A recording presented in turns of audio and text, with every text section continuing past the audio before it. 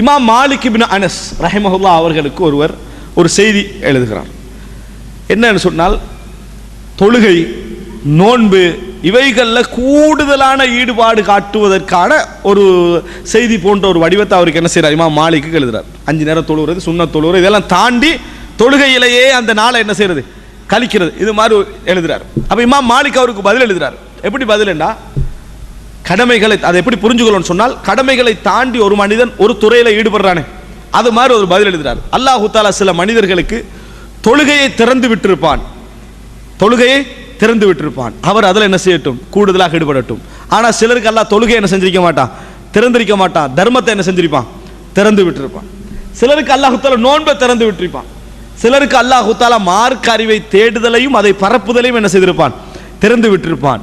அல்லாஹு தஆலா எனக்கு அதை என்ன செஞ்சுக்கிறான், திறந்து விட்டுக்கிறான். இமாம் மாலிக் சொல்றாரு, அறிவை தேடுதலையும் அறிவை பரப்புதலை எனக்கு அல்லாஹ் திறந்து விட்டிருக்கிறான். எனவே உங்களை விட நான் சிறந்தவனும் அல்ல, என்னை விட நீங்க சிறந்தவரும் அல்ல. உங்களுக்கு எது திறக்கப்பட்டுச்சோ அந்த இபாதத்தில் என்ன செய்யுங்க, நீங்க இருங்க. எனக்கு எது திறக்கப்பட்டிருக்கிறதோ அதுல நான் என்ன செய்கிறேன், கூடுதலாக ஈடுபடுகிறேன் என்று இமாம் மாலிக் இப்னு அனஸ் என்ன செய்தார்கள், சொன்னார்கள். நீங்க என்ன பார்க்கணும் என்று சொன்னால், எல்லா வகையான இபாதத்துக்களை செய்வதோடு உங்களுக்கு ஒன்றில் அல்லாஹு தஆலா என்ன செஞ்சிருப்பான், ஒரு நல்ல வாய்ப்பை தந்திருப்பான். அதுல இயல்பாக நீங்க ஈடுபடுவீர்கள், இயல்பாக ஈடுபடுவீர்கள். அதுல கூடுதலான கவனத்தை என்ன செய்ய வேண்டும், செலுத்த வேண்டும் என்பதை இமாம் மாலிக் இப்னு அனஸ் ரஹிமஹுல்லாஹ் அவர்கள் இந்த செய்தியில் என்ன செய்றாங்க, உணர்த்துவதை நம்ம பார்க்கிறோம். அன்புள்ள சகோதரர்களை, இதனால் தான் நம்ம ஆரம்பகால இஸ்லாமிய அறிஞர்களுடைய வரலாற்றில் நீங்க பார்க்கலாம், சில அறிஞர்களுடைய இபாதத்துக்களை எல்லாம் எடுத்து பார்த்தீங்கன்னு சொன்னா நம்ம அந்த இடத்துக்கு கிட்ட கூட நெருங்க முடியாது, அருகில் நெருங்க முடியாத அளவுக்கான இபாதத்துக்கள் இருந்திருக்கிறது. அதுல குறிப்பாக தொழுகையுடைய விஷயத்தில் அவங்க காட்டிய கவனங்கள் நான் சொல்லலை. இங்க 5 நேர தொழுகை அது மட்டும் சொல்லலை, 5 நேர தொழுகையை பொறுத்தவரைக்கும் எல்லாரும் செஞ்சாகணும், கடமை. சுன்னத்து தொழுகையை பொறுத்தவரைக்கும் கிட்டத்தட்ட கடமை மாதிரியான அம்சங்கள், கடமை அல்ல. அதான் முந்தி பிந்தி தொழுகிறோமே, அதெல்லாம் ஒரு மூமினுடைய வாழ்க்கையில வளமையாக இருக்க வேண்டிய விஷயம், வித்திரு வளமையாக இருக்க வேண்டிய விஷயம். இதையெல்லாம் தாண்டி நிறைய தொழக்கூடியவர்களாக என்ன செய்தார்கள், அவர்கள் இருந்த வரலாற்றில் நம்ம பார்க்கிறோம். ஒரு அறிஞருடைய வரலாறு பாருங்க. நான் சொன்ன அந்த படிமுறையை நீங்கள் ஞாபகம் வைத்துக் கொள்ளுங்கள். ஒன்று, வணக்க வழிபாடுடைய பல்வகை தன்மை, அது இஸ்லாத்துக்கே உரிய சிறப்பு. இரண்டாவது, அல்லாஹ் தஆலா இந்த பல்வகை தன்மையில நம்ம ஈடுபடணும், ஒன்றில் மட்டும் என்ன செய்யக்கூடாது, ஈடுபடக்கூடாது, எல்லாம் வரணும். ஆனால் அல்லாஹ் தஆலா ஒரு மனிதனுக்கு ஒன்றை மட்டும் திறந்து விடுவான், ஒன்றை மட்டும் என்ன செய்வான், திறந்து விட்டுருவான். கூடுதலாக அவருக்கு ஈடுபட முடியுமாக இருக்கும். அவர் என்ன செய்யணும், மற்றவைகளையும் பேலன்ஸ் பண்ணிக்கொண்டு இதுல கூடுதலாக என்ன செய்யணும், ஈடுபட வேண்டும் என்பதை இமாம் மாலிக் இப்னு அனஸ் என்ன செய்றாரு, அந்த இடத்துல சுட்டி காட்டுகிறார். அன்புள்ள சகோதரர்களே, சஃபி என்ற ஒரு அறிஞர் அறியப்பட்டார். இது நான் 3வது பகுதி. சஃபி அப்படின்னா என்ன, சஃபி என்று சொன்னா சப்போடு சம்பந்தப்பட்டவர் அர்த்தம். அந்த அறிஞர் அதுல பிரபல்யமான சஃபி என்றே அவருக்கு புனை பேர். அவர் கொஞ்சம் பள்ளிக்கு தானாக தனியே வந்து கொள்ள முடியாத நபர், தானாக தனியே வந்து கொள்ள முடியாத ஒரு நபர். அப்ப அவர்கிட்ட பலர் கேட்கிறாங்க, இந்த வழியோடு நீங்க வரணுமா, உங்களுக்கு தான் சலுகை இருக்குது என்று. அவர் ஒரு அழகான ஒரு வார்த்தை சொன்னார். என்ன சொன்னான்னு சொன்னால், அதானுக்குரிய நேரம் தொழுகைக்காக அதான் சொல்லப்பட்டு, இல்லம் தஜிதூனி ஃபி ஸஃப் இல்லம் தஜிதூனி ஃபி ஸஃப் ஃபத்லுபூனி ஃபில் கப்ர். அதான் சொல்லப்பட்டு என்னை சஃப்ல நீங்க காணலேண்டா என்னை கபர்ல வந்து பாருங்க. அதான் சொல்லப்பட்டு என்னை சஃபில் நீங்கள் காணவில்லை என்றால் என்னை கபரிலே வந்து பார்த்து கொள்ளுங்கள் அப்படின்றார். அப்படின்னா என்ன சொல்றாரு, தொழுகை எனக்கு என்ன செய்யாது, என்றைக்கும் நான் அதை பிந்த நினைக்க மாட்டேன் அப்படின்னு சொல்றார். அப்ப இந்த அறிஞர் சஃபி என்று அழைக்கப்பட்டதற்கான காரணம் என்ன தெரியுமா, அவர் என்றைக்கும் அந்த சஃபோடு வாழ்ந்தவர் என்பதற்காக அறியப்பட்டார். இப்படி ஒரு கவனம் இருக்குது, மிக கஷ்டமான ஒரு கவனம் தான் அது. எல்லோருக்கும் இதே கவனத்தை எடுக்க முடியும்னு என்ன செய்ய முடியாது, சொல்ல முடியாது. ஆனால் அல்லாஹ் ரப்பல் ஆலமீன் சிலருக்கு என்ன செஞ்சிருவான், அந்த தொழுகையில் உள்ள அந்த கவனத்தை அல்லாஹ் தஆலா திறந்து கொடுத்துருவான், திறந்து என்ன செஞ்சிருவான், கொடுத்துருவான். எந்த அளவுக்கு அந்த வார்த்தையை அவர் சொல்றாரு, இதை நம்ம சொல்லலாமா, நம்ம ஒரு வார்த்தைக்காவது சொல்ல முடியுமா இந்த வார்த்தையை, இல்லம் தஜிதூனி ஃபி ஸஃப் ஃபத்லுபூனி ஃபில் கப்ர், என்னை சஃப்ல காணலன்னா கபர்ல பாருங்க, நம்மளால சொல்ல முடியுமா, சொல்ல முடியாது. அந்த அளவுக்கு ஒரு கவனத்தை என்ன செஞ்சாரு, அவர் எடுத்தார் இடத்தை நம்ம என்ன செய்கிறோம் பார்க்கிறோம். இப்படி பலர் இருந்திருக்கிறாங்க, அந்தந்த விஷயத்துல கவனம் எடுத்தாங்க. இமாம் அப்துல்லா இப்னுல் முபாரக் ரஹிமஹுல்லாஹ் அவர்கள் தர்மத்தில் பிரபல்யமானவர். தர்மம் என்றால் அப்துல்லா இப்னு முபாரக் ரஹிமஹுல்லாஹ் அவர்கள் அதில் அறியப்பட்டவர். எந்த அளவுக்கு அவர் தர்மத்தில் மிகவும் விளக்கமுள்ளவராக இருந்தார் சொன்னால், ஒரு முறை ஒரு 2 தீனாரோ 3 தீனாரோ தர்மம் செய்கிறார். தர்மம் செய்கிற நேரத்தில் பக்கத்தில் உள்ளவர் சொல்றாரு, இவருக்கே நீங்க கொடுத்தீங்க, இவர் எதை எடுத்தாலும் பொறிச்சு தான் சாப்பிடுவார்.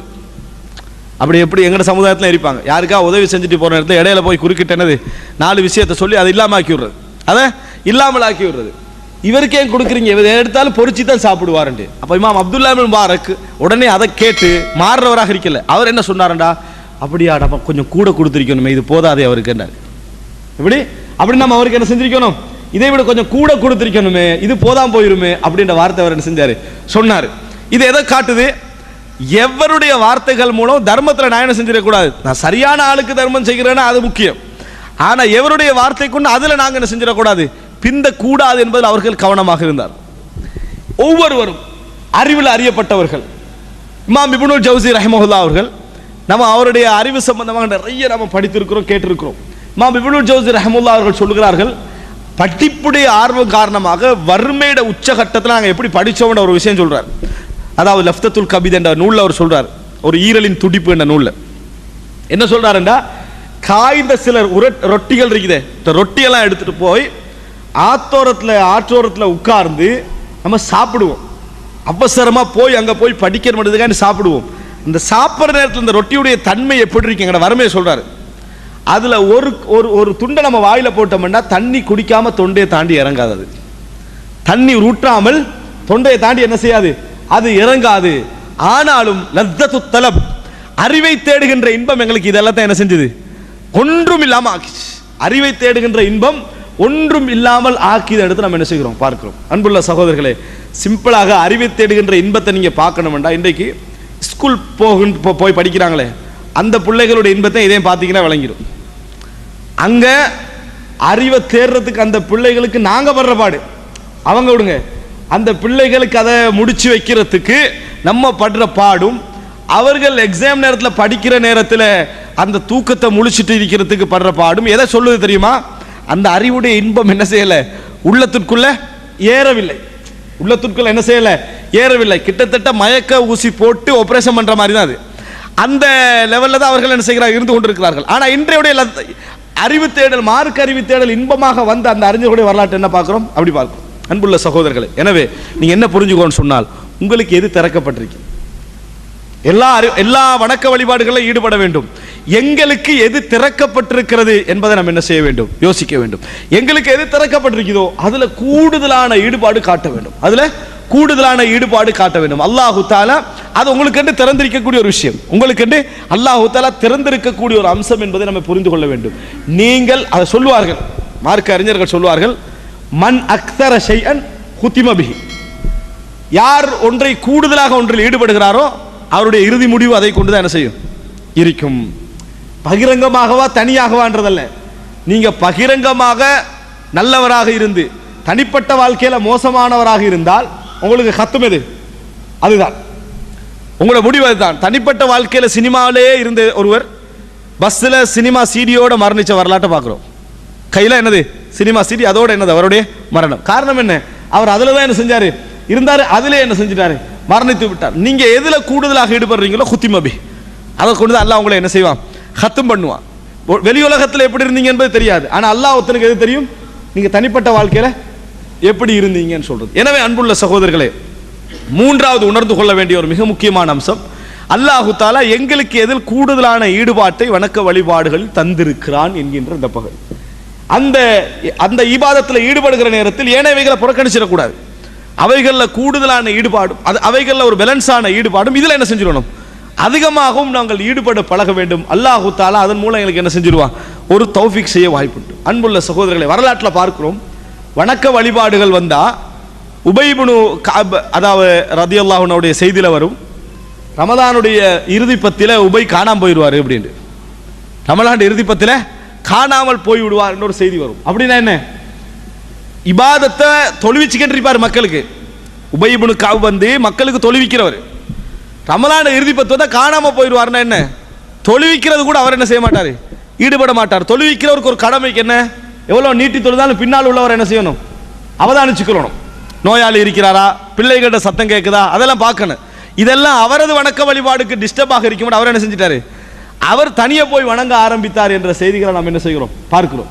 பண்புள்ள சகோதரர்களே, அதே போல அதாவது அபூதர்தா ரலியல்லாஹு அன்ஹு அவர்களுடைய மனைவி உம்முத்தர்தா ரலியல்லாஹு அன்ஹா அவர்கள் வணக்கத்துக்கு மிகவும் பிரபல்யமான ஒரு பெண்மணி, வணக்கத்தில் கூடுதலாக ஈடுபட்ட ஒரு பெண்மணி.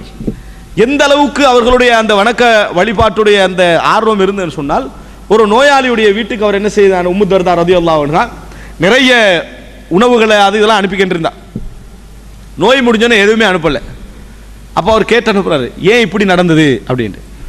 நோய் உங்கள்கிட்ட இருக்கிற நேரத்தில் அல்லாஹு தாலாவுடைய மன்னிப்பும் ரஹ்மத்தும் உங்களுக்கு என்ன செய்தது இருந்தது. அதில் நாங்கள் எங்களுக்கு அது கிடைக்கிற மட்டும் தான் நாங்கள் என்ன செஞ்சோம், அப்படி செய்தோம். இப்போ அது உங்களுக்கு என்ன இல்லை, நீங்கள் தேடினா தான் அது இப்போ என்ன செய்யும் வரும். அதனால நாங்கள் என்ன செய்தோம், நிறுத்தி கொண்டோம். அப்படின்றால் ஒவ்வொரு சின்ன சின்ன இடங்களிலும் அல்லாஹ்வுடைய ரஹ்மத்தும் மகஃபிரத்தும் எனக்கு வராதா என்றிருந்த பெண்மணி. இந்த உம்முதர்தா ரலியல்லாஹு அன்ஹாவோட என்ன செய்வாங்கண்டா, சில பெண்கள் சேர்ந்து கொள்வார்கள், தொழுவதற்காக வணக்க வழிபாடுகளுக்காக சேர்ந்து கொள்வார்கள். எதற்காக சேர்ந்து கொள்றாங்கன்னு சொன்னா, அவர்களை பார்த்து நாங்களும் தொடர்ந்து என்ன செய்யணும் என்பதற்காக அது அவர்களோடு சேர்ந்து வணக்க வழிபாடுகளில் ஈடுபட்டார்கள் என்ற செய்தியை நாம் என்ன செய்கிறோம், பார்க்கிறோம். இதெல்லாம் அந்த அதாவது சலஃபு சாலிஹீன்கள் இபாதத்தை எப்படி அனுபவிச்சாங்க என்பதற்கான ஒரு ஆதாரம்.